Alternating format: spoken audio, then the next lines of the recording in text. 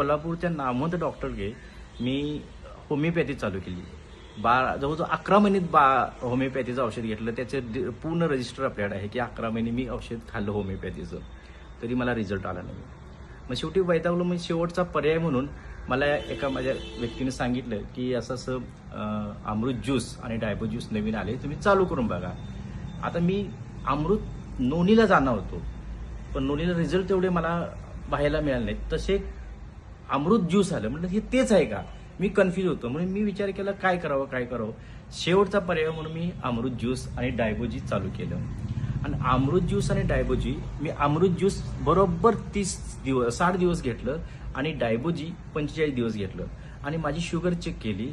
190ची sugar जी होती माझी, जी sugar अगोदरची होती, ती शुगर 137 मिलीग्रॅम डेसिलिटरवर आली. हा मला आलेला अनुभव होता. त्याचबरोबर माझ्या आईचं वय 70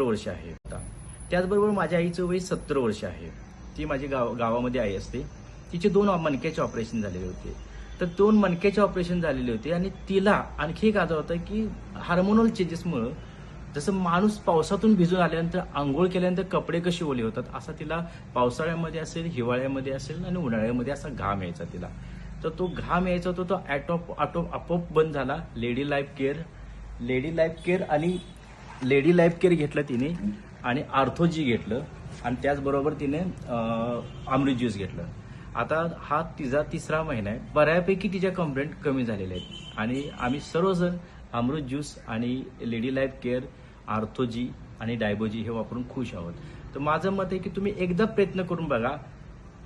कारण काय, केमिकल, मी ऑलरेडी ह्या औषधामध्ये व्यवसायात काम करतो, मला माहिती आहे. केमिकल खाण्यापेक्षा आयुर्वेदिक खावा. आयुर्वेदाला तुम्ही प्राधान्य द्या.